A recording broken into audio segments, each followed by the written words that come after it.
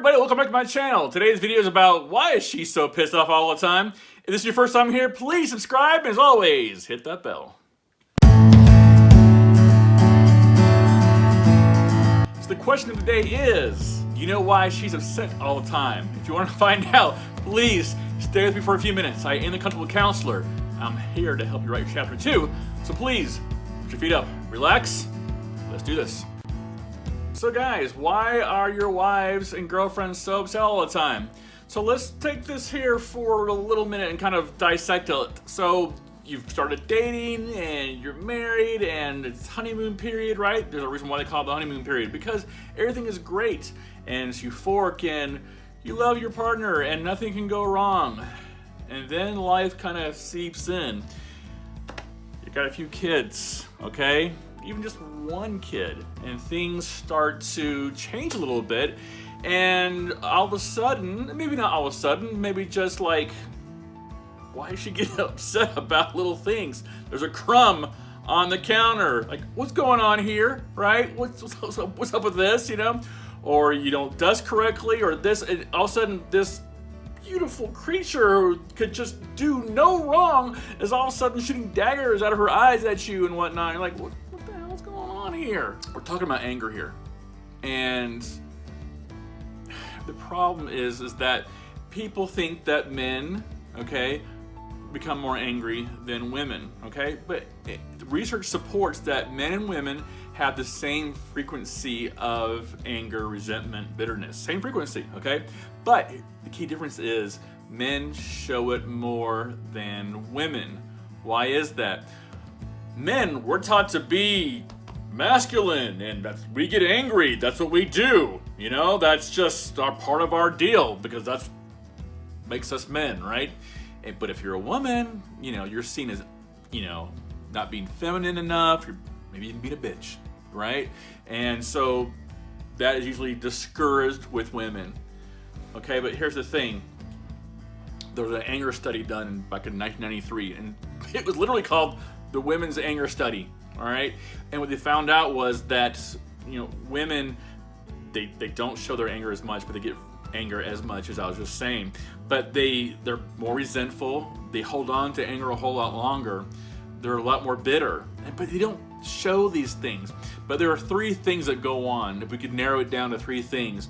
One is powerlessness, the other is injustice, and irresponsibility of others. Basically, when people aren't doing the crap they should be doing, it makes them upset. So, it's very important that we understand this key differences in men and women when it comes to anger.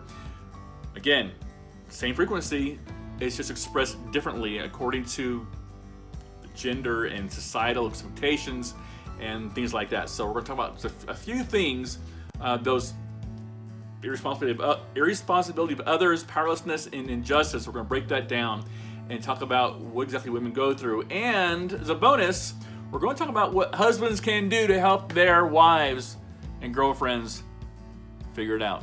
A few weeks ago, I did a video about why it's not that great to be a partnership with your significant other, because I was talking about, and I'll include that in the video up here somewhere, you can click on that. But what will happen is that when you have partnerships, everyone's just doing their own part, and so what happens is, you think it's 50-50, but it really becomes more of a 60-40, 70-30. Someone's not pulling their weight, the other person's always making up the difference. So I'm going to talk about three factors, three reasons why women would get upset, but this is about co-leadership and men stepping up and being a co-leader instead of a partner, because, you know, if you see that your wife is doing a lot of things and she's doing the 60 to 70 to 80%, and you're getting by your 20 or 30, that may be working for you short term, but in the long run, it's really making her upset, but she just doesn't show it because she doesn't have the energy to be nagging and fighting all the time, but she's gonna get upset. So let's talk about the first thing. She's exhausted. That was one of three. What is she exhausted about? She's chasing children, right? Or she's working 9-to-5 job and then chasing children. Or she's got a clingy child, or she's got a sassy teenager. There are a number of things that are going on that she has been experiencing throughout the day. So husbands, fathers, what are you doing? Well, if she's nursing, guess what? Bring her something to drink or something to eat or whatnot. If she is tired of bending down, picking up after things, give her a massage without expecting sex as a result, okay? But without her even asking, rub her feet, give her a neck massage, shoulder massage, whatever. If it leads to something, great, bonus. But don't be thinking you're gonna have some expectations that if I do A, then I'll get C, okay? Or D, so whatever. Yes, I skipped B, but that's what I meant, though. You're going B to C and stuff, but you know what I meant, so anyway. You've got to be mindful of what's going on with your wife, because I'm telling you that stress, that is huge. It leads to the anger, and it leads to it coming out and her being short with you. You see her changing because stress changes people from the inside out. Okay? So, what else can you do? Offer just to help. You're tired, yeah, you work an 8-hour job and stress of the work and the boss is on top of you and everything.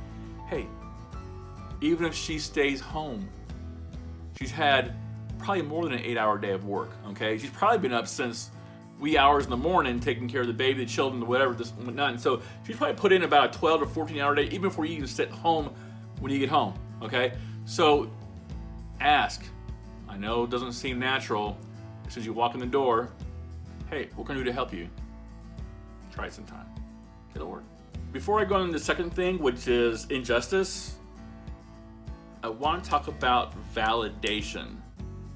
Acknowledge and validate that your wife is working her ass off. Just do it. Say it sincerely, but we don't do things just so we can get an applause or we can get a pat on the back, and 9 times out of 10, 9.999 times out of 10, women are very selfless. They are not looking for recognition and just to, hey, look at me, I'm taking care of the children. Hey, I'm changing a dirty diaper, look at me. They're not that way. You have to, again, be mindful and acknowledge and validate what they are doing. So, again, we're going into the second thing, which is injustice. Okay, so I'm just being honest here. We have to acknowledge that women do a lot of the work. And when I say work, I mean they're taking care of all the stuff that men don't usually do. Even when both partners are working full-time jobs, the moms are still in charge of the vaccinations, the doctor's appointments, all the scheduling, the birthdays, all that stuff that's going on. They're in charge of everything, the school parties and this, and they've got schedules and times and appointments, and it's mind-boggling. And I hate to say it, we get comfortable with our wives doing that because we're used to it. And that's where it becomes not a co-leadership, but a partnership that begins as a 50-50, but then it starts to, 70-30, 80-20. Invisible labor is what we're looking for, the terminology here, and that you're not seeing all the behind the scenes stuff, like my lovely wife behind the camera here. She does all the lovely stuff with the lighting and the camera setup, and she does my thumbnails and the memes for me. She does a lot of things, and she has a full-time job also. What I'm saying is we get into that habit, and that's the resentment comes in from your wife and why she's losing her crap all the time. And you just don't understand why, because you don't see what she does all behind the scenes. So what can you do, guys? Step up and be a co-leader. Help with the invisible labor. Help with making a phone call, making an appointment, taking a kid. How about you take your lunch hour and take a kid to get their vaccination? Okay? How about you go after work and take them to dance class, whatever. And I know there's some guys who are doing that, but some of you are clueless. This is why you're watching the video and why I'm helping you guys out, because I want to help you all. Because I don't want you guys, fighting and stuff and her being upset at you and you're not knowing what's going on. So it's time to step up. If your children are growing up, teach them how to involve themselves also with the work. Distribute that work. I'll be honest with you, I don't think no matter what we do as as fathers and husbands and caretakers, we can think all day that we're being a co-leader, and we need to strive to do that, but there'll still be more stuff than we will ever know that they do. Okay, so this one, visible labor, the injustice we're talking about. Be more mindful, step up, and be part of the solution of co-leadership. The last thing I'm talking about is the powerlessness that women, mothers, feel when they have children. You think about it. They have just given up their body, okay, to get contorted, distorted, stretch marks, whatever. I mean, if they're breastfeeding, they don't even have their own breasts anymore. Okay? Think about it. All right? Every little thing that they do, every decision that she has to make has to be thought of as how this is going to affect one or more of the children. Every decision. And she makes those decisions probably hundreds of times a day. Can you imagine the stress that must be like, even when she's working a full-time job? Decisions she's making about the future of what, of the near future of, for dinner that night, and what cleaning up, and what if she's a sick child and she has to take off of work. All those things, she loses a part of who she is, because every thing that she does is determined by the children and what kind of state of mind they're in, with most emotionally or physically. So let's think about that. What we can do to help your wives or mothers of your children is to help them feel empowered by supporting them in their decisions, whether it be to stay home or go to work. If they want to go to work so they can feel some of that power again, even if they go back to work, they have to feel like, okay, if I got to work, then I'm going to have to maybe, work more hours, or can I accept that promotion? Even things like that, they don't have their power to do that. So support your wives and what they want to do and what's best for your family. Help them to understand, validate them that they are worthy of being able to be part of something like working outside the home. Support them in their aspirations, whether it be working or going back to school or a hobby, or if they just want a night out where they can spend some time with friends or family, then please do that.